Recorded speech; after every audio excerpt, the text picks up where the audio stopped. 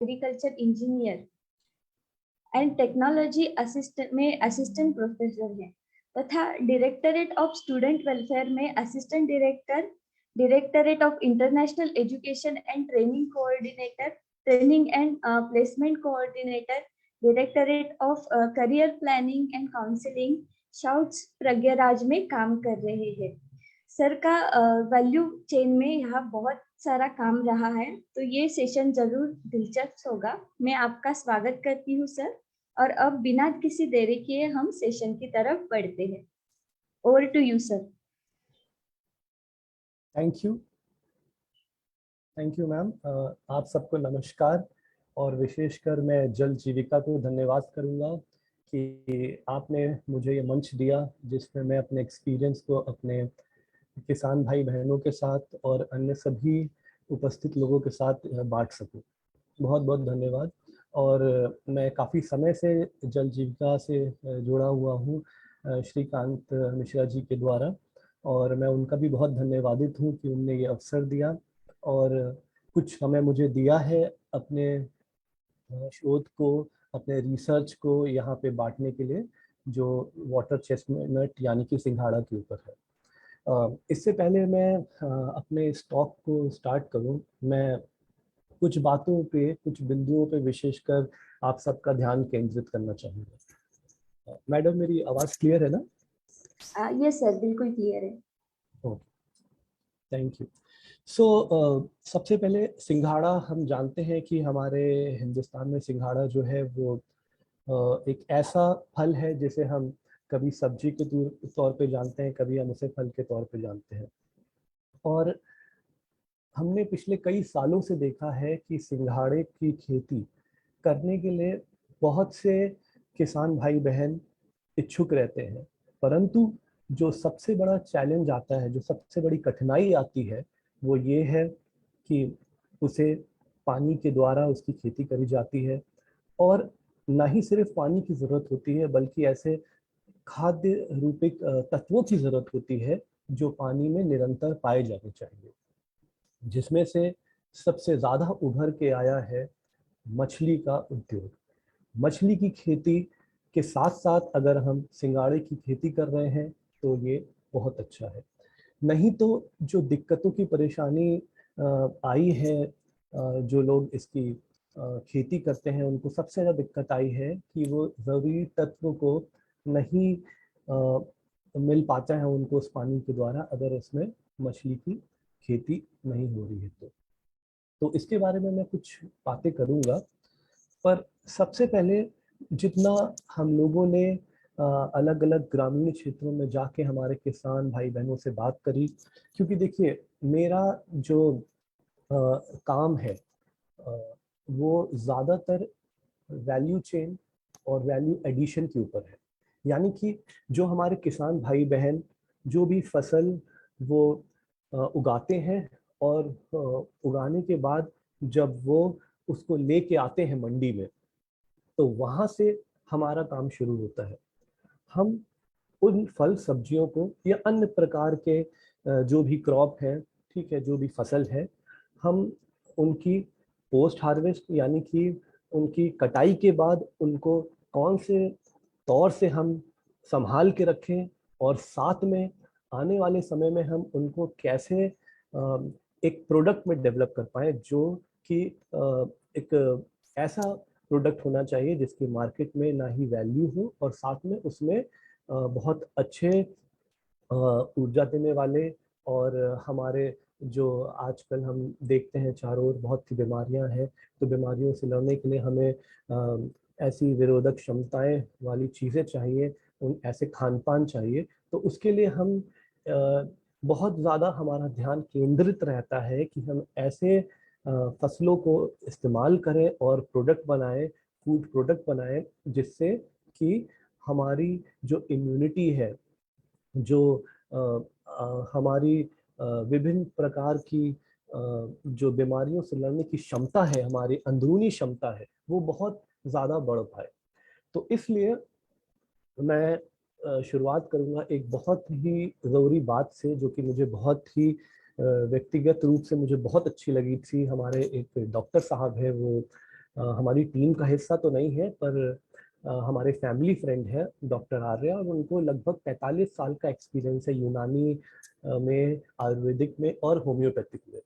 तो उनकी एक कहावत है जो कि मेरे दिल को बहुत छू गई थी, और ये लगभग, इस बात को मैं आपको बताऊं तो लगभग 18 साल हो रहे हैं। तो 18 साल पहले उन्होंने मुझसे एक बात कही थी कि पापी पेट ना हो तो किसी रोग से भेंट ना हो, पापी पेट ना हो तो किसी रोग से भेंट ना हो। अब ये बात मुझे इतनी अच्छी लगी, और मैं इस पे थोड़ा सा ध्यान केंद्रित करना चाहूँगा फिर से, कि इंग्लिश में भी एक फ्रेज है, let thy food be your medicine. मतलब कि आपका जो खाना है, जो आप खाना खाते हैं, या जो भी आप फूड प्रोडक्ट आप इस्तेमाल करते हैं, वही आपकी दवाई होनी चाहिए, ना कि और अंग्रेजी दवाइयों के ऊपर आप पूरी तरीके से निर्भर हो जाए। मैं ये नहीं कह रहा कि वो गलत है, पर हाँ, हम जितना ज़्यादा उनके इस्तेमाल से बच पाए उतना अच्छा है, क्योंकि हमारा हिंदुस्तान बहुत ही ज़्यादा आशीषित देश है। किस मायने में? इस मायने में कि हमारे यहाँ हर तरीके की फसल जो है पाई जाती है, और ना ही सिर्फ भूमिक तौर पे हम किसानी में अच्छे हैं, वरन हम जो है जलीय स्तर पे भी बहुत अच्छी किसानी करते हैं। तो हमारा देश जो है इसमें बहुत ही आशीषित है।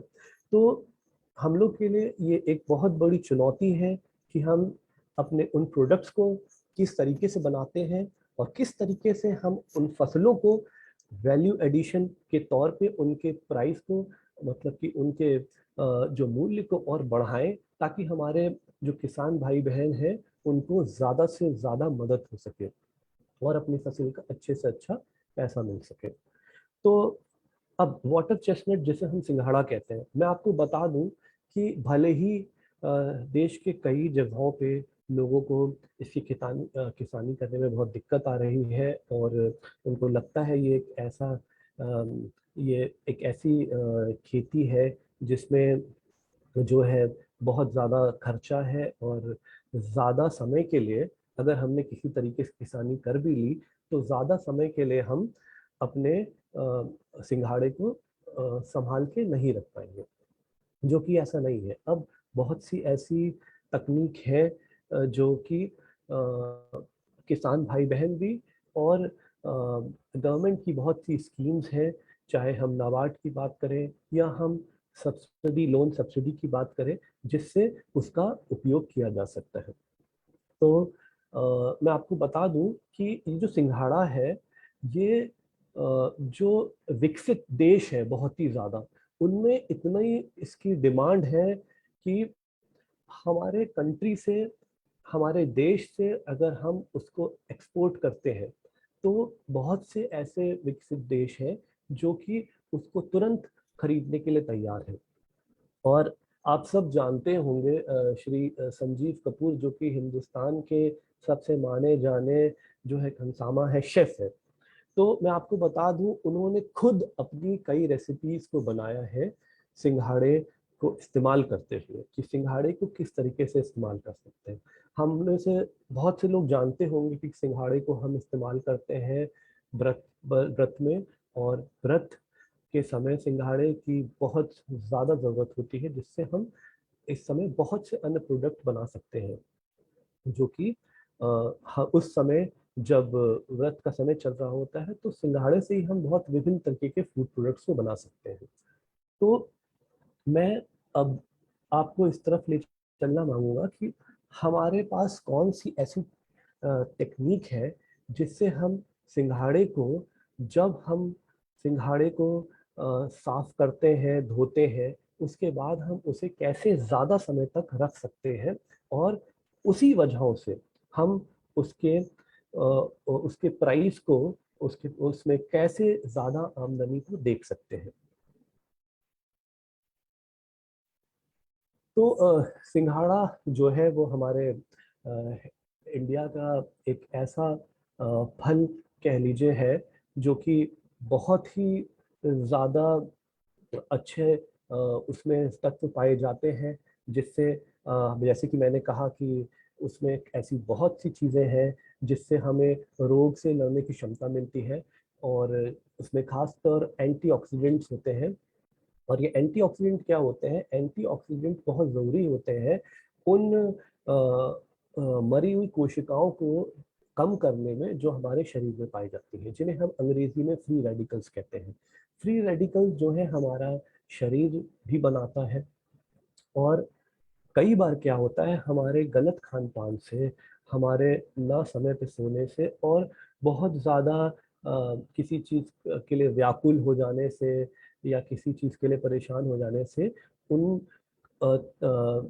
फ्री रेडिकल्स जो कि एक जो डेड सेल्स होते हैं वो हमारे शरीर में बढ़ते हैं। तो हमें एंटीऑक्सीडेंट्स की बहुत ज़रूरत होती है। तो एंटीऑक्सीडेंट वो न्यूट्रिएंट है जो सिंघाड़े में पाया जाता है।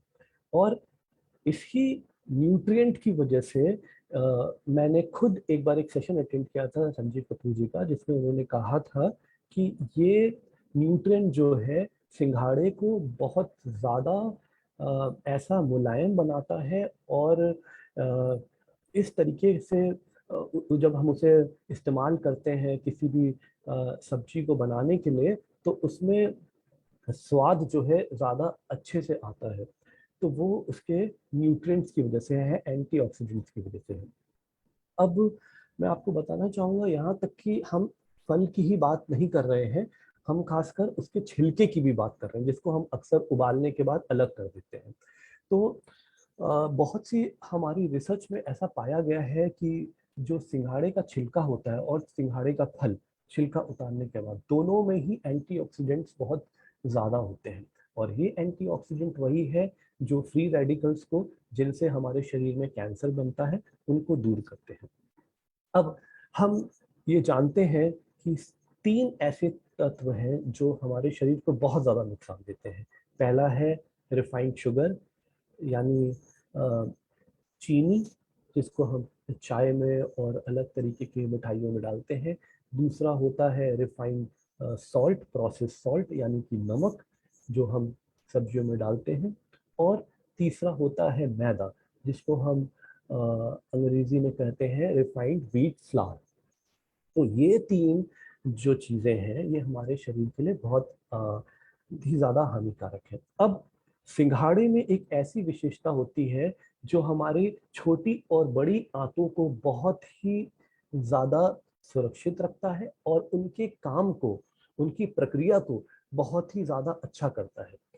अब मैं आपको अगर एक आम परिभाषा में बताऊं, तो हमारी जो छोटी और बड़ी आंतें हैं वो कुछ इस तरीके से काम करती हैं। वो सिकुड़ती हैं, खुलती हैं, सिकुड़ती हैं, खुलती हैं। इस तरीके से वो हमारी जो आंतें हैं वो हमारे खाने को तोड़ती हैं, छोटे छोटे विभिन्न कणों में तोड़ती हैं, और उससे जो खास न्यूट्रिएंट्स हैं उनको हमारे शरीर में इस्तेमाल करती हैं, विशेषकर हमारे खून के माध्यम से। तो अब ये तीनों चीज़ें, चीनी, मैदा और नमक, हमारी आंतों की क्षमता को बहुत कम करता है। और खासकर देखा गया है कि जो हमारी आंतें हैं उनमें मैदा जो है, या मैदे से बने हुए कोई भी प्रोडक्ट है, कोई भी ऐसा प्रोडक्ट जो जिसमें मैदा ज़्यादा है, उससे हमारी आंतें बहुत कमज़ोर पड़ जाती हैं, और धीमे धीमे उनकी जो सिकुड़ने और खुलने की क्षमता है वो बहुत धीमी हो जाती है, जिसकी वजह से विभिन्न तरीके के कैंसर होते हैं, ना सिर्फ आंतों का बल्कि और भी बहुत से कैंसर होते हैं। तो सिंघाड़े में फिर से मैं ये कहूँगा कि एक ये भी विशेषता है कि वो हमारी बड़ी और छोटी आंतों को बहुत अच्छे से साफ करता है। तो एक बार फिर मैं ये कहूँगा कि सिंघाड़ा जो है, आज आपको मैं ये बताऊँगा कि उसको रखना और उससे अलग तरीके का फूड प्रोडक्ट बनाना इतना डिफ़िकल्ट नहीं है।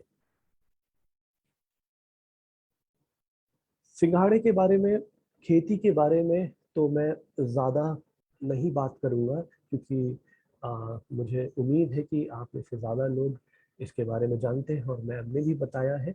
पर मैं कुछ जो बहुत ज़रूरी बातें हैं जो जिससे उसका कल्टीवेशन करते हैं, उसको उगाते हैं, उनके बारे में ज़रूर बातें करूँगा।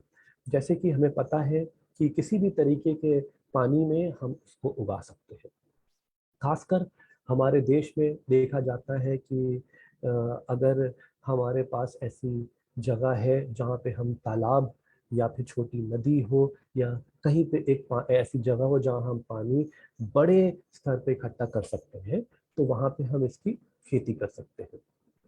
और इसकी खेती हम ज़्यादा ज़्यादा आमदनी के लिए हम इसको मछली की खेती करते हैं। अब जो बहुत ही ज़रूरी बात है वो ये है कि जो शोध हुआ, जो रिसर्च हुई पीछे बीते कई सालों में हमारे देश में और बहुत से विकसित देशों में, उसमें ये पाया गया कि सिंघाड़े की खेती की वजह से मछलियों को उनकी जो न्यूट्रिएंट्स हैं, जो कि और जो ऊर्जा है जो कि हमें सूर्य के प्रकाश से मिलती है, वो ठीक तरीके से नहीं मिल पा रही थी, क्योंकि जित पानी के ऊपरी स्तर पे जो है सिंघाड़ा पूरी तरीके से फैल जाता है। और अगर उसको उगाते समय अगर हमने इस चीज का विशेष ध्यान नहीं दिया कि एक पौधे से दूसरे पौधे के बीच में कहा जाता है 1 से 2 मीटर की दूरी हो, पर मैं आपको सही बताऊं तो ऐसी बहुत सी वैरायटी है जिसमें 1 से 2 मीटर के बजाय आप उसको दुगना या चौगुना कर दे। ठीक है, यानी एक पौधा जो कि तैर रहा है उसके बगल में दूसरे पौधे की जो दूरी ज्यादातर 1 से 2 मीटर की रखी जाती थी, उसको कम से कम दुगना कर दें या चौगुना कर दें। उससे एक सबसे अच्छी बात ये होगी, जो सूर्य का प्रकाश है जो पानी पे पड़ता है, जो कि बहुत जरूरी है पानी के लिए, ठीक है, हमारे जो न्यूट्रिएंट्स पानी में पाए जाते हैं, जो जो मिट्टी में जो पाए जाते हैं, उनको सूर्य के प्रकाश की बहुत ज्यादा सख्त जरूरत होती है, और खासकर मछलियों को भी। तो अब ये एक वजह बनी कि जब पौधे आपस में इतने ज्यादा पास आ जाते थे बड़े होने पे समय के साथ, तो जो सूर्य का प्रकाश है वो पूरी तरीके से पानी पे नहीं पड़ पाता था, अंदर रोशनी नहीं जा पाती थी और उससे मछलियों को बहुत नुकसान होने लगा। इस तरीके के और भी कुछ उदाहरण हैं, लेकिन ये एक बहुत खास बात है जिस पर मैं आपका ध्यान ले जाऊंगा, क्योंकि समय रहते हमें सारी चीज़ों को डिस्कस करना है। तो इस वजह से लोगों ने इसकी खेती से ध्यान हटाना शुरू कर दिया। फिर दूसरा एक चीज पाया गया, ये मैंने अपने परिवार में भी देखा, बहुत से टेस्टिंग के दौरान ये पाया गया कि इसके छिलके को अगर ठीक तरीके से साफ नहीं किया गया और अगर उसे सही तरीके से नहीं उतारा गया तो बहुत सी बीमारियां हो जाती है। हम लोग ने एक टेस्टिंग करी गवर्नमेंट के अप्रूव्ड लैब में, जिसके रिजल्ट को गवर्नमेंट उस मान्यता देती है। उस लैब में टेस्टिंग करी और हमने पाया कि उसके छिलके में वाकई में ऐसे कुछ कीटाणु पाए जाते हैं जिसकी वजह से जो है बहुत सी बीमारियां होती है। उसको अंग्रेजी में हम लोग इकोलाई कहते हैं। इकोलाई एक ऐसा माइक्रो ऑर्गेनिज्म है, एक ऐसा कीटाणु है जो कि फूड पॉइजनिंग करता है हमें। और ये जब मैं अपना शोध कर रहा था सिंघाड़े पे, तो हमारी मदर को मैंने कुछ सिंघाड़े दिए थे और शायद छिलका उतारते वक्त कुछ कीटाणु उनके हाथ में आ गए और उनको तुरंत जो है बहुत ज्यादा इन्फेक्शन हो गया था और उनको हॉस्पिटलाइज करना पड़ा। तो डॉक्टर ने इस चीज को कंफर्म किया, उन्होंने पूछा क्या खाया था, बताया सिंघाड़ा उबाला था। हम लोग ने बताया हाँ उबाला था। तो उन्होंने बोला कि आपने छिलका नहीं उतारा होगा ठीक से, और इस बात की पुष्टि हमें पहले ही हो चुकी थी, क्योंकि हम लोग ने सरकारी लैब की मान्यता के द्वारा हमने टेस्टिंग करवाई थी और हमने ये जाना था कि हाँ उसके छिलके की सफाई बहुत ज्यादा जरूरी है। अब जो है मैं आपको ये बता दूं कि एक और जो एक अहम बात है जो दिक्कत पैदा करती है, वो ये है कि जब धीरे धीरे सिंघाड़े का पौधा बड़ा होने लगता है तो वो गहराई में, बहुत ज्यादा गहराई में भी जाता है। वो उसकी जो है लंबाई जो है पानी की स्तर पे तो बढ़ती ही बढ़ती है काफी, पर वो गहराई में भी उतरता है। और गहराई में उतरने के साथ साथ उसको जो उसका जो स्टेम है, जैसे कि आप देख सकते हैं सामने स्क्रीन पे, जो पतली डंठल है वो बहुत लंबी होती है। उसे हम अंग्रेजी में स्टेम कहते हैं और वो 12 से 15 फीट की कम से कम होती है, इससे ज्यादा भी होती है, क्योंकि सिंगाड़ा भी बहुत अन्य प्रकार का होता है। तो ऐसा मत सोचिएगा कि वो सिर्फ 12 से 15 फीट की ही होती है। ये जो स्टेम होती है वो कम से कम 12 से 15 या उससे ज्यादा भी हो सकती है।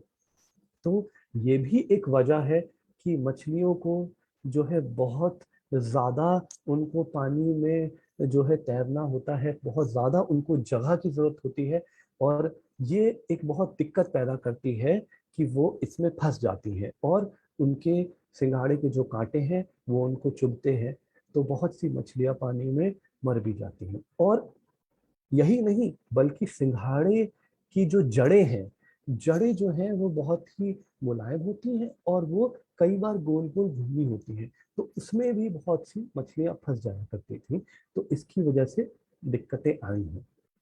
अब मैं आपको बताऊं कि इसकी जब आपको खेती करना हो तो इसकी खेती बहुत आसान तरीके से भी करी जा सकती है। अभी हम लोग की रिसर्च उस पर चल रही है और अगले साल फरवरी के महीने तक खत्म हो जानी चाहिए। वो उसके जो डेटा है उसके उसको उसका जो नॉलेज ट्रांसफर है उसके बारे में जो भी हम सही तरीके से सीख पाएंगे वो हम मिश्रा जी के साथ उसको ज़रूर बांटेंगे, और आप लोगों को मिश्रा जी के द्वारा वो मिल सकेगा फरवरी महीने में अगले साल। वो हमारी जो शोध है वो पूरी हो पाएगी।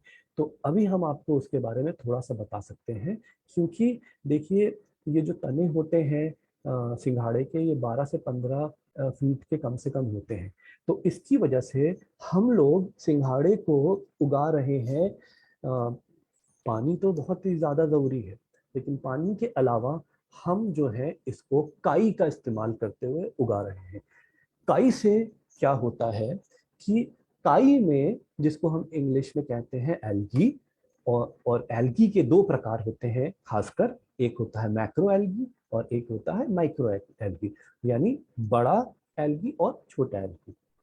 तो ये जो एल्गी है, खासकर छोटा एल्गी, जिसे हम काई कहते हैं, हरी काई, जो कि आप देखते हुए कहीं भी पानी होता है तो वहां पे भी जमने लगती है, तो उसकी मदद से हम सिंघाड़े को उगा रहे हैं। और हमारे जो लैब के जो रिजल्ट आए हैं वो देखने में जो है काफी अच्छे आए हैं, और उम्मीद की जा रही है हम जो है तकनीकियों में, मतलब कि उसको उगाने की तकनीकियों में, सिंघाड़े को काई की मदद से उगाने की तकनीकी में थोड़ा और सुधार लाएंगे, तो ये एक बहुत ही ज्यादा फलदायक तरीका होगा हमें सिंघाड़े को उगाने में।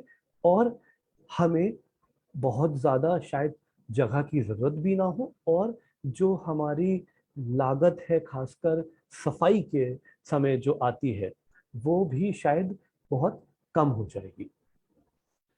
तो अब हम बात करें थोड़ा सा जो वैरायटी है हमारे हिंदुस्तान में, सिंघाड़े की वैरायटी जो है वो खासकर हम लोग देखते हैं हरी और लाल होती है, और कई बार वो जो है गाढ़े रंग की होती है, जैसे कि गाढ़े लाल रंग की भी होती है। अच्छा, जो हरा वाला सिंघाड़ा होता है वो सबसे ज्यादा इस्तेमाल किया जाता है व्रत पे खाने या फूड प्रोडक्ट्स बनाने में, और जो लाल वाला होता है वो थोड़ा कम इस्तेमाल किया जाता है। तो लाल वाला सिंघाड़ा जो होता है उसकी खेती जो है वो थोड़ी सस्ती होती है, और हरे वाले सिंघाड़े की खेती थोड़ी सी ज्यादा महंगी होती है। बहुत ज्यादा फर्क नहीं होता है, लेकिन हाँ थोड़ा महंगी जरूर होती है। तो मैडम ने आपको पहले ही बता दिया कि हम जो है इसको मई के महीने से लेकर अगस्त के महीने तक हम इसके बीज को तैयार करते हैं, और उसके बाद उसको निकाल के सितंबर तक में उसको उसको सुखा के तैयार करते हैं, और नवंबर से हमें वो मिलने लगता है। और फिर अगले साल जो है हम उसके जो है बीजों को तैयार करते हैं। तो इस पे मैं ज़्यादा बात नहीं करूँगा, बल्कि मैं कुछ चीज़ों पे और बात करूँगा जो बहुत ही ज़्यादा ज़रूरी है। जब हम सिंघाड़े की खेती कर रहे होते हैं तो हमें 3 चीज़ों का बहुत ज़्यादा ध्यान देना होता है, जिसे कहते हैं, पहला सफाई। सफाई किन चीज़ों की? सफाई हमें समय समय पे कहीं भी पानी पे थोड़ी सी मिट्टी इकट्ठा हो रही हो या फिर कोई और जो है पौधे इकट्ठे हो रहे हैं उनकी सफाई करनी है। कोई भी मछली जो मर चुकी हो या मछली का ऐसा समय आ रहा हो जो ब्रीडिंग का, तो वहां से उसको हटाना होता है। और कोई भी किसी भी तरीके का कोई भी पदार्थ जो है वो जहाँ पे सिंघाड़े का पौधा बड़ा हो रहा है उसके आसपास ना आए। और यहाँ तक कि जो हम नेट डालते हैं, अगर हम सिंघाड़े की खेती मछली पालन के साथ कर रहे हैं तो हमें जो है ये फिर मैं कहूँगा ध्यान देना चाहिए कि एक पौधे की दूरी दूसरे पौधे से जितना हम कहते हैं 1 से 2 मीटर उसका दुगना हो। और खासकर जब हम मछली को पकड़ रहे हैं तो जो है हमें ये ध्यान रखना चाहिए कि हमारे नेट डालने से या जो भी तरीका है कांटा डालने से जो है जड़ें जो है सिंघाड़े की या जो उसके तने हैं वो सब उसमें ना फंसे। और खासकर जब जब हम पानी में उतरे जहाँ हमारा सिंघाड़ा है तो वो जो भी है चाहे कांटा हो चाहे हमारी नाव हो, हम जिस भी तरीके से उतर रहे हो वो बहुत ही ज्यादा सफाई के साथ उतर रहे हो। और जितनी भी गंदगी हम हटा रहे हो उसको हम एक जगह बाहर कहीं इकट्ठा करें। और दूसरा हमें बहुत ज्यादा ध्यान देना है कि जब हम जो है अपने सिंघाड़े के पौधों को देख रहे हैं वो बड़े हो रहे हैं तो समय समय पे उनको हम थोड़ा बहुत हिलाएं।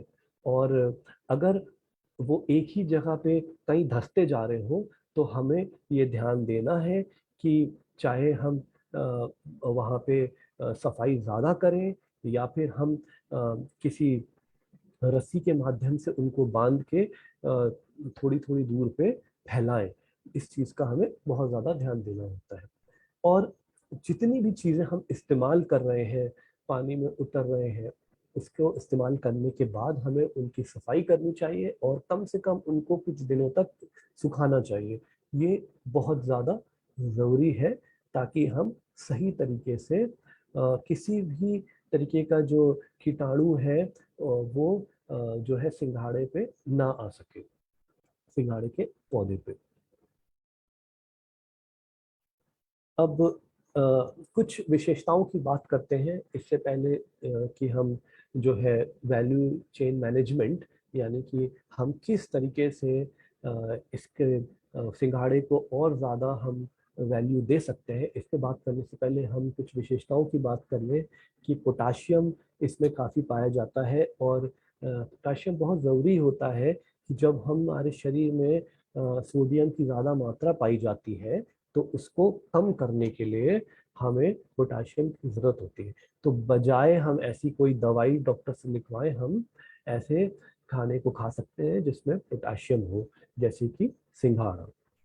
उसी तरीके से जो हमारे हृदय के बहुत से रोग हैं खासकर जो कोलेस्ट्रॉल की वजह से होता है, तो सिंघाड़े में एक विशेषता होती है कि वो जो कोलेस्ट्रॉल है, जो बुरा कोलेस्ट्रॉल है उसको काटता है, उसकी चिकनाई को दूर करता है। तो समय समय पे अगर हम सिंघाड़े को लेते हैं तो वो हमारी इस चिकनाई को दूर करता है और हमारी जो खासकर रक्त कोशिकाएं हैं हृदय की उनको भी बहुत मजबूत करता है। और जिन लोगों को नींद ठीक से नहीं आती तो उनको ये बता दें कि इसमें विटामिन B6 होता है जो कि हमारे नींद के लिए बहुत ही ज़्यादा लाभदायक होता है। और हमारे देश में देखा गया है कि थायराइड की बहुत समस्या है, ना सिर्फ महिलाओं के साथ बट पुरुषों के साथ भी बढ़ती जा रही है। हर साल ये देखा जा रहा है कि उनके उसमें इजाफा होता जा रहा है और थायराइड ग्लैंड जो होती है वो बढ़ती जा रही है और ये भी एक क्रॉनिक बीमारी बनती जा रही है। तो हमको ये जानना चाहिए कि कुछ मात्रा आयोडीन की सिंघाड़े में पाई जाती है। और ये भी एक खास बात है कि अगर हम सिंघाड़े के फल को नमक के हल्के गर्म पानी के साथ इस्तेमाल कर रहे हैं तो भी इसमें आयोडीन की मात्रा बढ़ती है जो कि हमारे थायराइड ग्लैंड्स को सही तरीके से कार्य करने में मदद करती है। और ये भी देखा गया है, कई डॉक्टर्स ये भी बताते हैं कि सिंघाड़े के फल को खाना चाहिए जब गला खराब हो रहा हो, तो उस समय सिंघाड़े का फल बहुत ज़्यादा मदद करता है गले को साफ करने के लिए। चलिए अब हम लोग बात करते हैं वैल्यू चेन एंड मैनेजमेंट।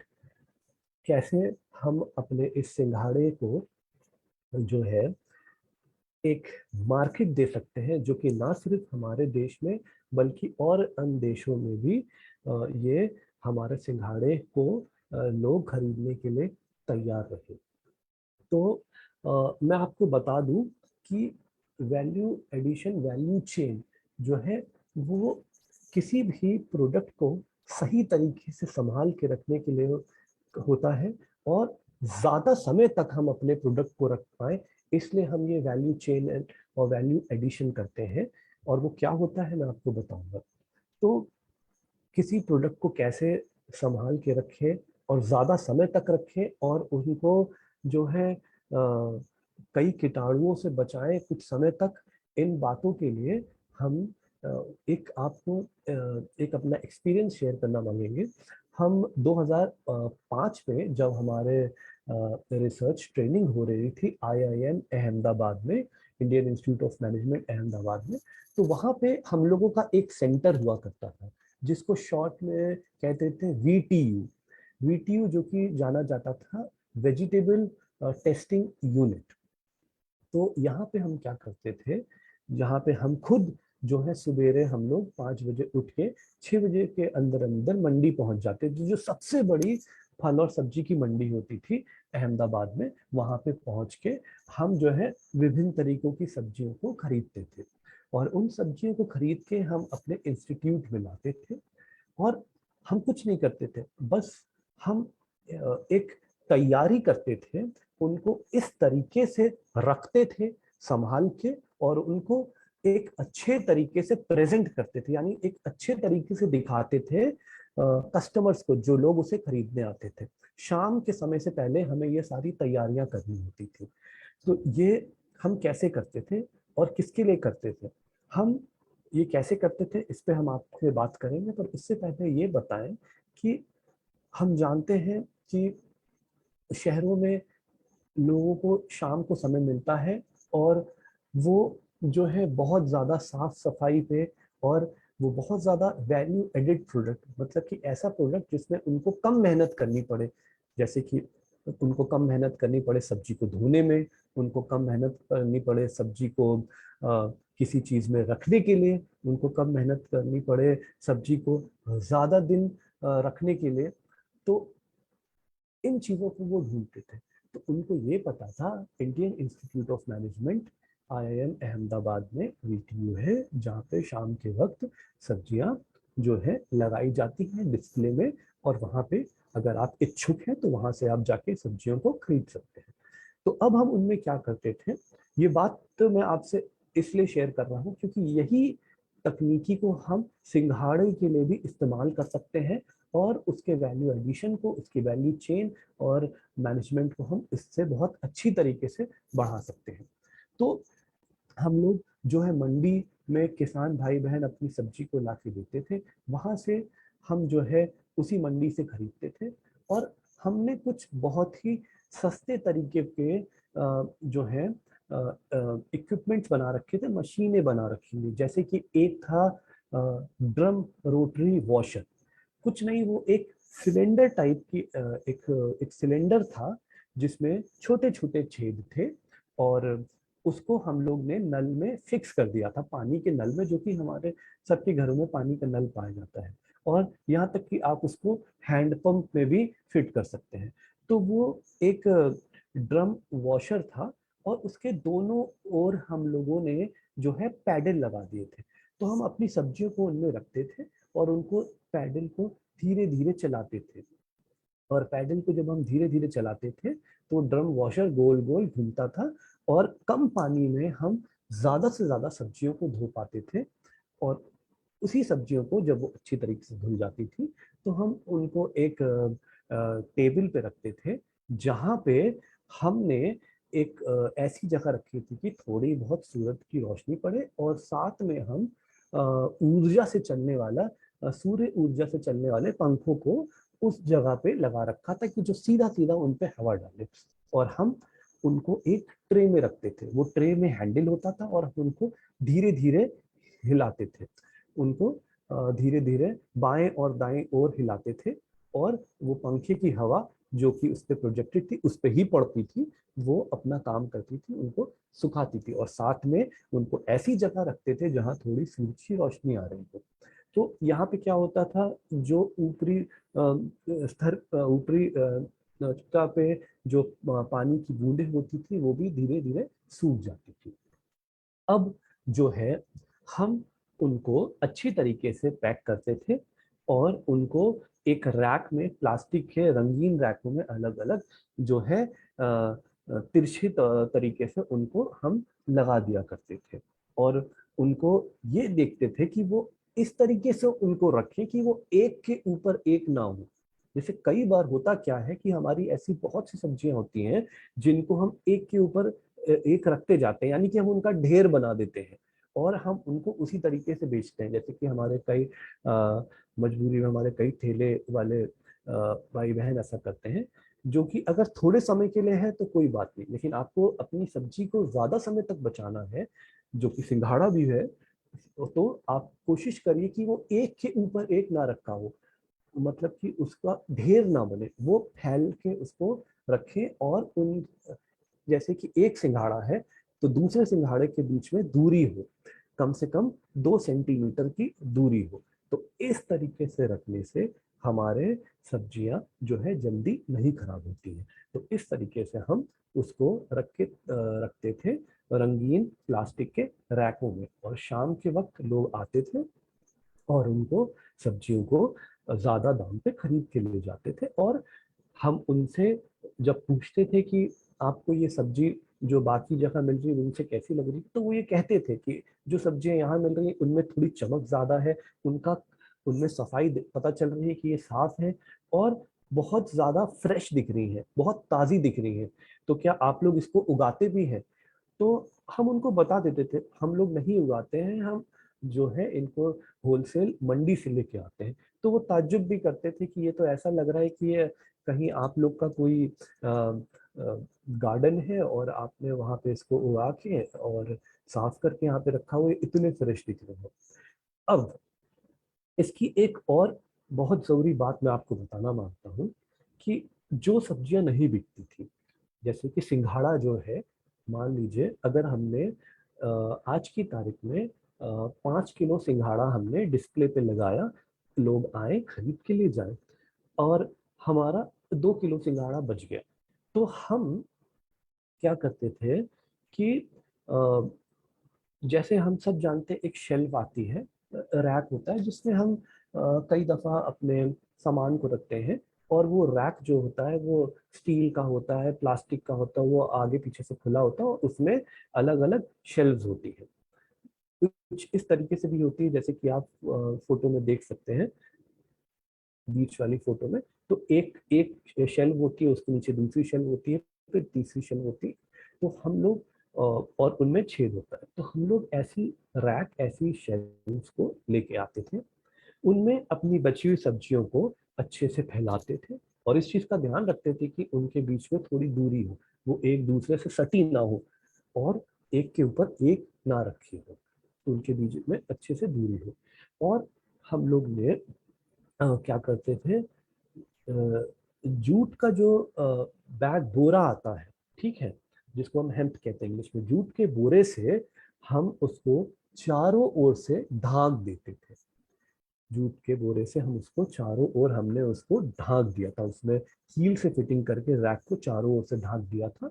और शेल्फ का यानी रैक का जो सामने का हिस्सा था उसको हमने पर्दे की तौर पे रखा था, कि जैसे जब हम पर्दा चाहे तो हम अपने पर्दे को ऊपर कर सकते हैं, उसी तरीके से हमने जूट के जो बोरे थे उनको इस तरीके से काटा और सिला कि जब हम उन्हें चाहे तो ऊपर रख सकें। हमने वहां पे एक टेम्परेचर का थर्मामीटर रख दिया था, और साथ में हम क्या करते थे, जैसे कि आज भी हम देखते हैं हमारे देश में कि हम लोग खस की टट्टी का इस्तेमाल करते हैं। पुराने समय में हम उसको खिड़कियों पे लगाते थे, उसमें मग्गों से या किसी तरीके से पानी को छिड़कते थे, और जब हवा गर्म हवा चलती थी तो वो अंदर हमारे घरों में ठंडी हवा देती थी। तो वही कंसेप्ट है उसी तरीके का। हम चाहे तो खस की टट्टी लगा सकते हैं, नहीं तो जूट का जो अभोरा आता है उसे काट के हम पर्दे के तौर पे चारों ओर लगा सकते हैं, और उसमें हम लोग हल्का हल्का पानी का छिड़काव करते थे। पर ये ध्यान रहे कि हम लोग जो पानी का छिड़काव करते थे वो कभी भी हम लोगों ने सुबह के समय नहीं किया। वो हम लोग तब करते थे जब जो है तापमान बढ़ता था, जब तापमान खासकर 30 के ऊपर जाने लगता था। 28 तक कहा जाता है कि हमारी सब्जियां बहुत अच्छी कंडीशन में रह सकती हैं। जो हमारा तापमान है वो अगर 28-30 तक है तो सब्जियों को कोई ऐसा बहुत नुकसान नहीं होता है, या कह लीजिए नुकसान नहीं होता है। बट हाँ, बस जब 30 डिग्री सेल्सियस के ऊपर जाने लगते हैं तापमान, तो धीरे धीरे करके हमारी सब्जियां सिकुड़ने लगती हैं, उनके अंदर का पानी कम होने लगता है। और पानी कम होना मतलब कि बहुत से ऐसे जो न्यूट्रिएंट्स हैं वो कम हो रहे हैं, वो उड़ रहे हैं उसमें से। तो हम लोग जब तापमान बढ़ता था तो हल्का हल्का छिड़काव करते थे, और हम ये देखते थे कि हमारे सिंगाड़े या हमारी जो और कोई सब्जी है उसका टेम्परेचर अंदर जो तापमान है वो मेंटेन रहे। और क्योंकि अंदर एक थर्मामीटर लगा रखा था और एक गेज होता था जिससे हम देखते थे कि तापमान में कब गिरावट हुई है और कब बढ़ोतरी हुई है। तो ये चीज हम लोग रिकॉर्ड करते जाते थे, लिखते जाते थे। तो जब टेम्परेचर बढ़ता था हम लोग तभी पानी का हल्का हल्का छिड़काव करते थे। और जब खासकर 40 के ऊपर हमें पता है कि टेम्परेचर जा रहा है और जाएगा, तो हम जो है सूर्य ऊर्जा से चलने वाले पंखों का डायरेक्शन उस शेल्फ की तरफ, उस रैक की तरफ कर देते थे जिसमें हमारी सिंगाड़े की सब्जियां रखी रहती थी या कोई अन्य सब्जियां रखी रहती थी। और वो हवा हम बहुत तेज भी नहीं चलाते थे, पर इतने गति पे चलाते थे जिससे कि हमारा जो बोरे का पर्दा है वो जल्दी सूखे भी ना और ठंडी हवा अंदर पहुंच भी जाए। तो ये कुछ तरीके हैं जिनका इस्तेमाल हम अपनी जगहों पे भी कर सकते हैं। अगर हमारे पास ऐसे बजट है, कम बजट है, तो हम इन रैक को बोरे के कपड़ों पे पर्दा बना के रख सकते हैं। और हम अगर हमें तापमान के नहीं हम मेजर कर सकते हैं, नहीं देख सकते हैं बार बार, तो हम अच्छी तरीके से ये तो पता लगा ही पाते हैं कि तापमान कब बढ़ रहा है, धूप कब तेज हो रही है। और ये जानते हैं हम, खासकर हमारे किसान भाई बहन हमसे ज्यादा जानते हैं कि किस समय सूरज सबसे ज्यादा ऊर्जा देता है। पहर के किस समय, दोपहर के किस पहर में वो सबसे ज्यादा ऊर्जा देता है, कब से सबसे ज्यादा तेज होती है उसकी किरणें। तो उस समय हम खासकर पानी का छिड़काव थोड़ी थोड़ी देर में कर सकते हैं, नहीं तो 1 या 2 घंटे के दौरान पे भी कर सकते हैं। तो ये कुछ तरीके हैं जिससे हम अपने सिंघाड़े को संभाल के रख सकते हैं, और हम अपने सिंघाड़े को ज्यादा दिनों के लिए रख सकते हैं। और अब मैं आपको बताऊं कि सिंघाड़े को अगर हमको छिलके के साथ रखना है, तो छिलके के साथ रखने के लिए मैं आपको अभी एक चार्ट दिखाऊंगा।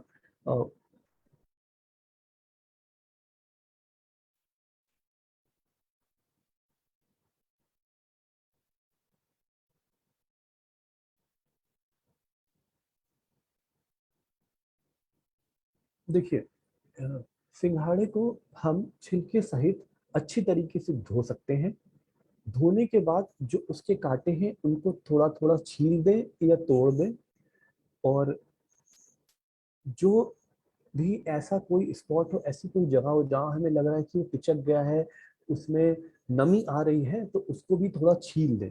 और अगर हमारे सिंघाड़े बहुत खराब हो रहे हैं तो उनमें से उन सिंघाड़ों को हम अलग कर दें, जो सही है उनको तुरंत अलग कर दें। और अब हम उसको छीलने से पहले क्या कर सकते हैं, उसको हल्के गर्म पानी में जो है हम नमक के साथ जितना हमारा, अगर हमारा 1 किलो सिंघाड़ा है तो हम उसमें जो है करीबन 5 ग्राम नमक डाल के उसमें हम उसको पानी को हिला के उसमें सिंघाड़े को हम कम से कम आधे घंटे या 40 मिनट डुबो के रख सकते हैं। ये एक तरीका है। एक और तरीका है, वो भी हम सिंघाड़े के छिलकों के साथ कर सकते हैं। KMS जो है एक सोल्यूशन आता है, उसको हम बहुत ही कम मात्रा में 1-2 बूंद की मात्रा में 1 लीटर पानी में डाल के हम, और अगर हमें 1 लीटर से ज़्यादा इस्तेमाल करना है तो उसको हम उसकी मात्रा को बढ़ा सकते हैं, और उसको हम सिट्रिक एसिड जो है मार्केट में बहुत आसानी से मिलता है, और अगर सिट्रिक एसिड नहीं है तो नींबू निचोड़ने के बाद अगर उसके छिलकों को भी आप डाल देते हैं, या फिर उनके छिलकों को थोड़ी देर पानी में डाल के उन्हें आप घोल देते हैं और छिलकों को बाहर निकाल के अलग कर सकते हैं, तो वो पानी भी आपका एक सोल्यूशन बन जाता है, एक ट्रीटमेंट बन जाता है। उसमें भी आप थोड़ी देर के लिए अपने सिंघाड़ों को, जो कि छिलके सहित हो, उनको डुबो के रख सकते हैं। उसके बाद आप उसके पानी को पूरी तरीके से जो है हटा सकते हैं, और उसके बाद आप उसको सुखा सकते हैं। आप उसको सुखा सकते हैं, सूरज के नीचे सुखा सकते हैं। और अब मैं आपसे बात करूंगा कि सूरज के नीचे तो हर कोई सुखाते हैं, लेकिन हमारे देश में जो ये टेक्निक है जिसकी मैं बात करने जा रहा हूँ, खासकर 2 ड्रायर की। एक होता है जो जिसे हम कहते हैं कैबिनेट ड्रायर, और या उसे हम मैकेनिकल कैबिनेट ड्रायर भी कहते हैं, और आसान शब्दों में हम उसे कहते हैं मैकेनिकल ट्रे ड्रायर। मतलब कि उसमें ट्रे लगे होते हैं और उसमें दरवाजा होता है, दरवाजे को हम बंद कर देते हैं।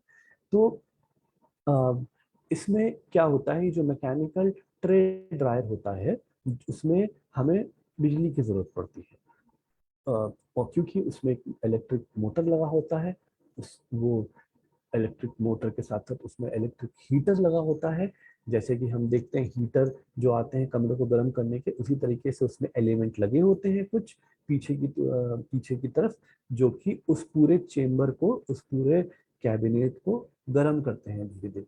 उसमें एक फैन लगा होता है, जैसे कि एग्जॉस्ट फैन होता है उसी तरीके का एक फैन लगा होता है, पंखा लगा होता है, जो कि हवा को सही तरीके से फैलाने के लिए होता है। और एक टेम्परेचर का इंडिकेटर होता है जिससे टेम्परेचर पता चलता है। अब उसको हम ऑटो सेट कर देते हैं कई दफा कि हमको इस कैबिनेट ड्रायर का टेम्परेचर चाहिए 60 डिग्री, या हमको इस कैबिनेट ड्रायर का टेम्परेचर चाहिए 70 डिग्री, यहाँ तक कि हम उसको 80 डिग्री पे भी उसको सेट कर सकते हैं, और 80 के अलावा भी कर सकते हैं, बहुत 100 से भी ज्यादा कर सकते हैं। तो उसके भी मॉडल्स आते हैं अलग अलग। पर ध्यान रहे, विशेषकर जब हम सब्जियों को सुखाते हैं ऐसे मैकेनिकल कैबिनेट ड्रायर या मैकेनिकल ट्रे ड्रायर में, तो हम को बहुत ज़्यादा तापमान की ज़रूरत नहीं होती है। हमारी बहुत सी सब्जियां 60 से 80 के बीच में बहुत आराम से सूख जाती हैं। थोड़ा समय लगता है लेकिन वो सूख जाती है। तो ये एक ऐसी तकनीक है जो जिसमें थोड़ा जो कि थोड़ा कॉस्टली पड़ती है, जिसमें थोड़ी महंगी होती है, बहुत ज़्यादा नहीं लेकिन हाँ महंगी होती है। पर वहीं पे हम अगर इसको कंपेयर करें किससे, सोलर कैबिनेट ड्रायर से, सोलर ड्रायर या solar cabinet dryer. Solar dryer भी बहुत प्रकार के होते हैं, पर मैं आपको बताऊं, सोलर ड्रायर जो बहुत आम तौर पे हमारे हिंदुस्तान में पाया जाता है, वो सोलर ड्रायर जो कि सामने आप जिस फोटो देख रहे हैं स्क्रीन पे, इसको कृपया करके ध्यान से देखें। ये बहुत आम तौर से पाया जाता है, और आप देख भी रहे हैं कि हमारे सिंघाड़े जो हैं वो सिंघाड़े इस तरीके से सूखते हैं। और अभी मैं आप सबसे माफ़ी चाहूँगा कि बहुत सी कुछ फोटोग्राफ्स मैं चाहता था, पर अभी हम लोगों का जो पढ़ाई है, जो शोध है, वो चल रहा है फरवरी तक, तो वो हमें अभी वो नहीं मिल पाई हैं अपनी लेबोरेटरी से, और एक बार फरवरी हो जाए तो वो हम ज़रूर मिश्रा जी के साथ, जल जीविका के साथ शेयर करेंगे। तो उसमें आपको बहुत सी चीजें और स्पष्ट रूप से आसानी से समझ में आएंगी। तो वो जो ड्रायर है जिसकी मैं बात कर रहा हूँ वो सामने आपको स्क्रीन पे दिखाई दे रहा है। वो ये स्क्रीन पे जो सोलर ड्रायर दिख रहा है इसे हम सोलर ड्रायर कहते हैं। अब सोलर ड्रायर होता क्या है? सोलर ड्रायर में हमें कोई भी बिजली की जरूरत नहीं है, हमें सिर्फ और सिर्फ सूरज की तेज किरणों की, तेज रोशनी की जरूरत है। क्योंकि इसमें एक खास तौर का गिलास लगा रहता है जिसको हम सोलर कलेक्टर कहते हैं। वो कलेक्टर क्या करता है? सूरज की तेज किरणों को, सूरज की जो तेज रोशनी है उनको इकट्ठा करता है, इकट्ठा करके वो उसमें स्टोर करता है, उनको रखता है कुछ समय तक, या कह लीजिए काफी घंटों तक। और फिर वो बहुत ही शुरुआत के समय में धीरे धीरे करके वो अंदर उस सोलर ड्रायर के तापमान को बढ़ाता है। और तापमान के बढ़ने से और सूरज की किरणों के पड़ने से वो जो फल है हमारा, जो कि सिंघाड़ा जो हमने इसमें रख रखा है, वो धीरे धीरे करके सूखने लगता है। तो ये एक तकनीक है। इसमें हम जो है चाहे तो हम एक फैन का इस्तेमाल कर सकते हैं, और उसको भी हम जो है एक सोलर पैनल, आजकल मार्केट में बहुत आसानी से आता है, एक छोटे से सोलर पैनल के साथ हम उसको इस्तेमाल कर सकते हैं, और पंखे को हम इसमें लगा सकते हैं, ताकि जो गर्म हवा अंदर उत्पन्न हो रही है, जब सूरज की रोशनी, तेज सूरज की रोशनी इस सोलर ड्रायर पे पड़ रही है, वो कलेक्टर के द्वारा स्टोर हो रही है, और अंदर गर्म तापमान फैल रहा है, तो तापमान बढ़ रहा है, और जो गर्म हवा है उसको चारों ओर अच्छे से फैला सके, तो हम इसमें पंखा लगाएं तो वो और भी अच्छा हमें रिजल्ट मिल सकता है। तो ये सोलर ड्रायर जो है बहुत ही ज़्यादा एक, कह लीजिए एक ऐसी तकनीक है जो कि हम आसानी से बना सकते हैं। इसमें जो ट्रे है, हाँ, हमें ट्रे जो है स्टेनलेस स्टील की इस्तेमाल करें या एल्युमिनियम की करें तो ज़्यादा अच्छा है बजाय किसी और लोहे के। क्योंकि कई बार जो हमारे सिंघाड़े जैसे फल और सब्जियां हैं वो खराब हो जाते हैं अगर हम और किसी तरीके का लोहा इस्तेमाल कर रहे हैं। तो हम एल्युमिनियम का ट्रे यूज़ करें जिनमें छेद हो, और या तो हम स्टेनलेस स्टील का करें। और दूसरी बात यह है कि हम इसको जब इस्तेमाल करें तो हमें इस चीज़ का विशेष ध्यान रखना होता है कि हम इसे वहाँ रखें जहाँ पे सबसे पहले सूरज की रोशनी पहुँच रही हो। तो वो हमें पता होता है कि सूरज उदय किधर से हो रहा है और अस्त किधर होगा, तो वो सूरज किस डायरेक्शन में चलेगा, किस दिशा में घूमेगा, उसी दिशा में हम इसको अपना सोलर ड्रायर को ले जा सकते हैं। पर ये हम तब कर सकते हैं जब हमारे सोलर ड्रायर में पहिए लगे हों। और अगर हमारे सोलर ड्रायर में पहिए ना लगे हों तो मैं आपको बता दूं कि हम इसको उस जगह पे रखें जहाँ पे दोपहर के समय सबसे ज़्यादा तेज सूरज की किरणें, रोशनी रहती है। हम इसे उस जगह पे ज़रूर रखें। अगर हमारे सोलर ड्रायर में पहिए नहीं लगे हैं तो हम ये जानते हैं कि हम जैसे जैसे सूरज की दिशा बदलेगी वैसे वैसे हम इसको नहीं, इसकी दिशा को भी नहीं बदल सकते हैं। तो हम इसको वहीं पे रखें जहाँ पे सूरज की रोशनी सबसे ज्यादा तेज हो। तो अब इसमें एक बात का ये ध्यान रखना पड़ता है कि इसको इस्तेमाल करने में कुछ दिन से काफी दिनों का समय लग सकता है, क्योंकि जो सूरज की रोशनी है अगर वो दोपहर में 12 से खासकर 2 बजे तक सबसे ज़्यादा तेज़ है, तो मान लीजिए हम सिर्फ उसी वक्त इसका इस्तेमाल कर पाए तो हमारा एक दिन में जो सिंघाड़ा है वो नहीं सूख पाएगा, किसी सिंघाड़े में पानी काफ़ी होता है। तो उस वजह से हमको इसे ज़्यादा समय तक रखना पड़ेगा। तो हम क्या करेंगे, इसको सही तरीके से किसी एयर टाइट कंटेनर में अच्छे से बंद करके रखेंगे, या फिर इस सोलर ड्रायर को अच्छी तरीके से बंद करके रखेंगे, ये ध्यान रखते हुए कि इसमें कोई कीड़े मकोड़े ना जा पाए। और अगले दिन इसको फिर से धूप में हम रख सके। तब तक उतने दिनों तक हमें रखना है जब तक कि ये पूरी तरीके से सूख ना जाए। अब सूखने के लिए हम लोग को इसे समय समय पे जो है इसका वेट लेना होता है, तो उससे हमें पता चलता है कि ये कितना सूख गया है। तो जब ये पूरी तरीके से सूख जाता है, यानी इसमें बहुत ही कम मात्रा में पानी रहता है, जो कि बहुत ज़रूरी है। थोड़ी कम मात्रा में पानी अगर नहीं रहेगा तो जो इसकी विशेषताएं हैं, न्यूट्रिशन है जो इसका, वो सब हम इस्तेमाल नहीं कर पाएंगे, वो सब जो है खराब हो जाएगा, वो सब उड़ जाएगा। तो समय समय पे हमें इसको जो है इसको नापना होता है कि इसका कितना वेट है। तो हम जब ये देखते हैं कि सिंघाड़ा अच्छी तरीके से सूख गया है, तो यहाँ से हम इसको एक आटे का रूप दे सकते हैं। और आटे का रूप देने के लिए एक सबसे आसान जो तरीका है वो मैंने आपको कोशिश करी है यहाँ बताने की। तो वो मैं आपसे शेयर करूँगा। एक मिनट।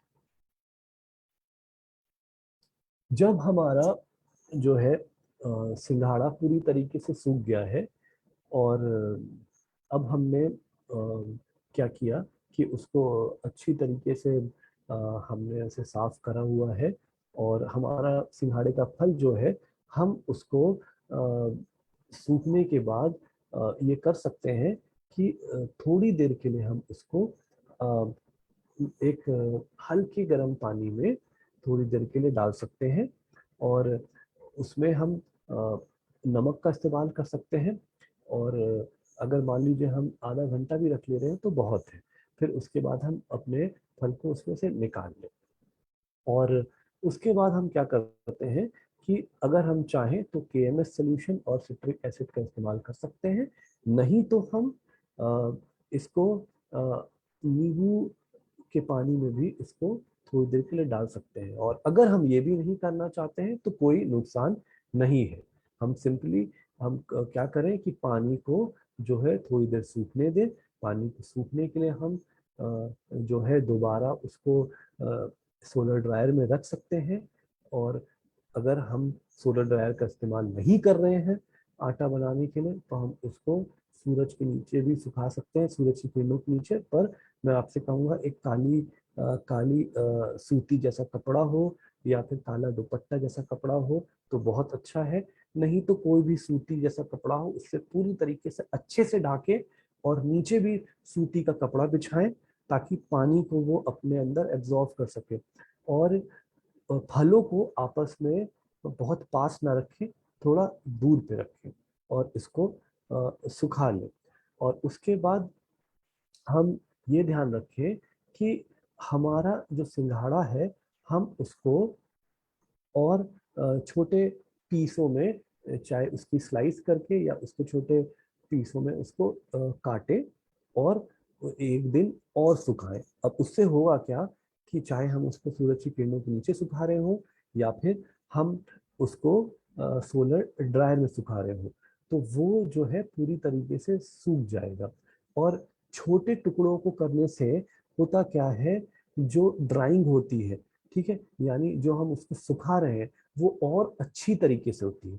क्योंकि हम जानते हैं सिंघाड़े का फल थोड़ा जो है वैसा होता है, चौड़ा होता है, मोटा होता है, गोल आकार का होता है, आलू जैसा भी होता है कई बार। तो वो और पानी की मात्रा भी उसमें ज्यादा होती। तो अगर हम उसको सिर्फ उसी तरीके से सुखाएंगे, खासकर जब हमें आटा तैयार करना है, तो किसका आटा, सिंघाड़े का आटा, तो उसमें हमें बहुत दिक्कत आएगी, बहुत समय लगेगा, और समय अक्सर हमारे पास उतना होता नहीं है। तो हम उसको छोटे छोटे टुकड़ों में काट लें, और छोटे छोटे टुकड़ों में काटने के बाद उसको हम ट्रे में बिछाएं, उन ट्रे में जिसमें छोटे छोटे छेद हो, और वापस सोलर ड्रायर में रखें। और उस समय रखें खासकर जब सूरज की रोशनी बहुत तेज हो। और अगर हम ये नहीं करना चाहते हैं तो हम उनको सूरज की किरणों के सामने भी सूती के कपड़े को बिछा के और ऊपर से भी उसको ढक के ये कर सकते हैं। और तीसरी चीज, अगर हमारे पास कैबिनेट ड्रायर है या कहीं पर हम इस्तेमाल कर सकते हैं, तो कैबिनेट ड्रायर की विशेषता ये है, वो सारे टुकड़ों को बहुत ही जल्दी सुखाएगा। मान लीजिए अगर सोलर ड्रायर में सुखाने में आपको 5 से 7 दिन लग रहे हैं, तो उसमें जहां तक है 1 दिन लगेगा या 1.5 दिन लगेगा उसको सुखाने में। और खासकर बहुत आपके जो छोटे छोटे पीसेस हैं, जो टुकड़े हैं सिंघाड़े के, वो बहुत पूरी तरीके से सूखे होंगे। उसको हम लोग अंग्रेजी में कहते हैं यूनिफॉर्म ड्राइंग, मतलब कि वो सब सूखने के बाद एक से लगेंगे। ऐसा नहीं कि कुछ कम सूखा है कुछ ज्यादा सूखा है। उसमें रखने में, किसमें रखने में, कैबिनेट मैकेनिकल ड्रायर में, उसमें रखने में, यानी उसमें सुखाने में सब बराबर तौर से सूखे होंगे। तो जब वो एक बार सूख गए, फिर हम उनको मिक्सी के द्वारा हम उनको ग्राइंड कर सकते हैं, किसी भी छोटी मिक्सी के द्वारा या बड़ी मिक्सी के द्वारा, और उनका आटा तैयार कर सकते हैं। अच्छा, ये आटे के बारे में मैंने आपको विशेषकर इसलिए बताया क्योंकि ये ना सिर्फ अपने हिंदुस्तान में बल्कि बहुत से अन्य देशों में हमारे जो मुल्क के जो भाई बहन वहाँ रहते हैं, वो व्रत के टाइम, व्रत के समय पे बहुत ज़्यादा चाहते हैं कि उनको सिंघाड़े का आटा मिले। सिंघाड़ा जल्दी नहीं चाहते हैं, सिंघाड़ा भी मिलता है, स्टील के कैन में मिलता है, पर वो महंगा भी बहुत पड़ता है, और उसको खोलना और फिर एक बार में इस्तेमाल करना, बहुत सी और बातें होती हैं जिनका विशेष तौर पे ध्यान रखना पड़ता है। पर आटे में हम सब जानते हैं कि हम गेहूं का आटा इस्तेमाल करते हैं, हम उसे कितने समय तक रख सकते हैं। तो और खासकर आटे को हम ना ही सिर्फ काफी समय तक रख सकते हैं, इस सिंघाड़े के आटे से हम विभिन्न प्रकार के खाने के पदार्थों को बना सकते हैं। जैसे कि हमने खुद जो है आजकल मार्केट में बच्चों की मफिन्स आती हैं, वो हमने सिंघाड़े के आटे से तैयार करी और वो बहुत सक्सेसफुल रही, लोगों को पसंद आई, उसकी टेस्टिंग करी गई। इसी तरीके से हम लोग ने ब्रेड तैयार करी सिंघाड़े के आटे से, तो वो ब्रेड भी जो है लोगों को बहुत पसंद आई। तो आपको मैंने कुछ उदाहरण दिए हैं, आप बहुत समझदार हैं, आप ज़्यादा जानते हैं कि सिंघाड़े के आटे से बहुत तरीके के हम प्रोडक्ट बना सकते हैं, फूड प्रोडक्ट, जो कि हमारे सिंघाड़े को बहुत ज़्यादा वैल्यू देंगे। तो ये कुछ एक बातें हैं। और मैं आपको आखिरी में ये बताना चाहूँगा कि अगर हम सोलर ड्रायर का इस्तेमाल करते हैं तो उसमें बस एक परेशानी ये है कि कई बार कुछ जो है टुकड़े जो सिंघाड़े के हैं वो कम सूखे होते हैं और कुछ ज़्यादा सूखे होते हैं। और वहीं पे जो हमारा मैकेनिकल कैबिनेट ड्रायर है, जो बिजली से चलता है, जिसमें एलिमेंट लगे होते हैं उसको गर्म करने के लिए, और पंखा लगा होता है ताकि गर्म हवा चारों ओर बराबरी से फैले, तो उसमें कम समय में सूखता है और सब एक बराबर सूखते हैं। और अगर हम इस चीज का ध्यान दें कि सोलर ड्रायर में हम अपने उन छोटे टुकड़ों को सुखा रहे हैं, समय समय पे हम उनकी अल्टा पल्टी कर रहे हैं, तो उसकी भी ड्राइंग यानी उसमें भी सूखेगा अच्छी तौर से, पर समय जरूर लगेगा। और खासकर देखा गया हमारे शोध के द्वारा, जब हम लोगों ने रिसर्च करी, तो ये पाया गया कि जो कैबिनेट ड्रायर है जो बिजली से चलता है, जिसमें हीटिंग एलिमेंट है, पंखा है, उसमें हम टेम्परेचर को 70, 75, 80 तक ले गए, जिसमें कि हमें सबसे ज्यादा अच्छे सूखे हुए सिंघाड़े के टुकड़े 75 डिग्री सेल्सियस पे मिले। हमने 60 पे भी सुखाया था, 65 पे भी सुखाया था, 70 पे भी सुखाया था, 75 पे भी और 80 पे भी। सबसे अच्छा हमें जो सिंघाड़े का आटा निकल के आया वो उसका आया जिसे हमने 75 डिग्री सेल्सियस पे सुखाया था। तो ये कुछ अहम बातें थी और जो मैं आपके सामने रखना चाहता था, और आशा करता हूँ कि आपको मेरी बातें समझ में आई हैं। और निवेदन है कि अगर मैं आपकी किसी तौर पे मदद कर सकता हूँ, कुछ बातों को और रख सकता हूँ, आप क्लियर कर सकता हूँ, तो आप प्लीज़ बताएं। धन्यवाद। बहुत बहुत धन्यवाद सर। हमारे पास समय बहुत सीमित रहा है, जैसा कि हमारा टाइम है। फिर भी किसी को कुछ सवाल करना हो, एक क्विक सवाल तो पूछ सकते हैं। हेलो।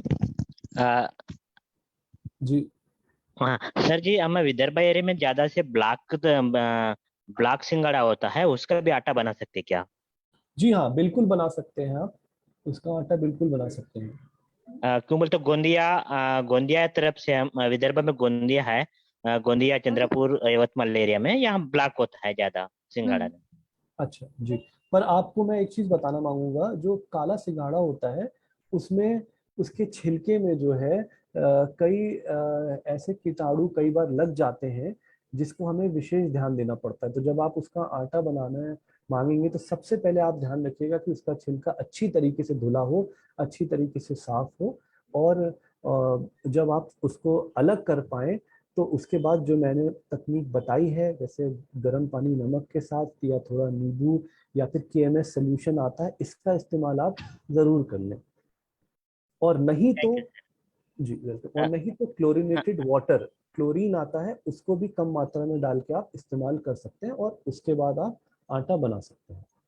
ओके, इसी में और एक सवाल सर, अब लाल और हरा बोल रहा था ना सिंगारा, और लाल हरा के कंपैरिजन में ब्लैक सिंगारा में कोई प्रोटीन का डिफरेंट होता है क्या? देखिए, प्रोटीन का डिफरेंट ऐसा बहुत ज्यादा कोई नहीं होता है। हम अगर जिस जगह उगा रहे हैं उसको, जिस जगह उसकी खेती कर रहे हैं, उस पर बहुत निर्भर करता है।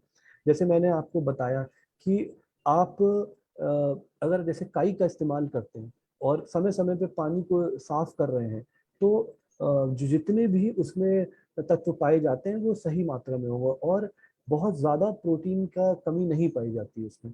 थोड़ा बहुत होता है कम, लेकिन बहुत ज्यादा कम नहीं होता।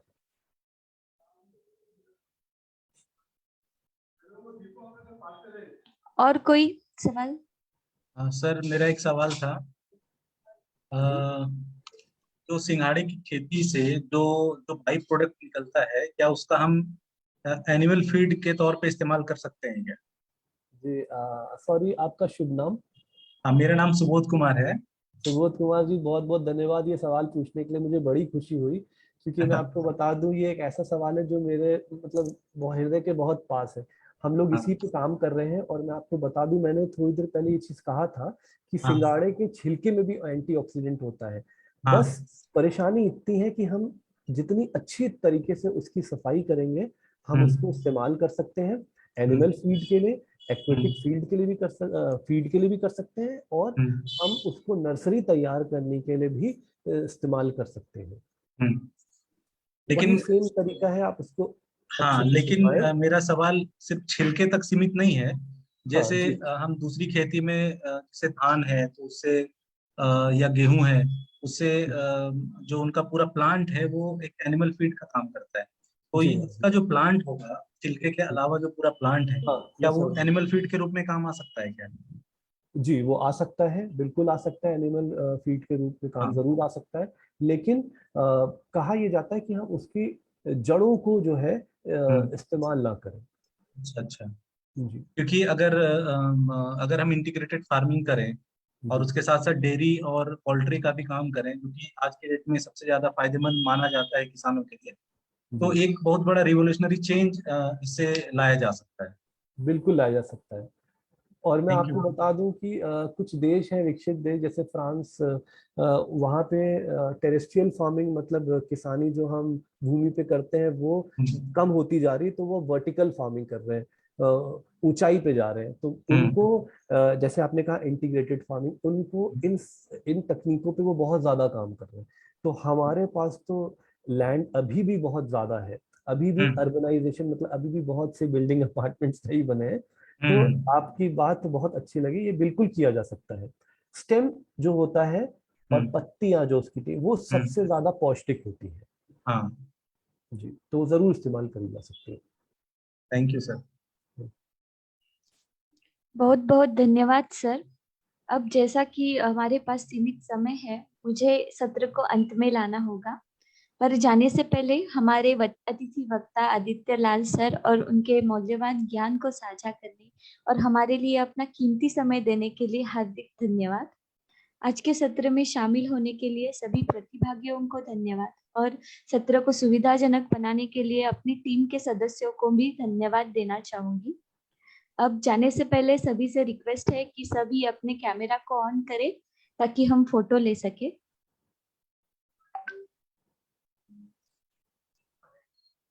जी, सभी अपना कैमरा ऑन करें।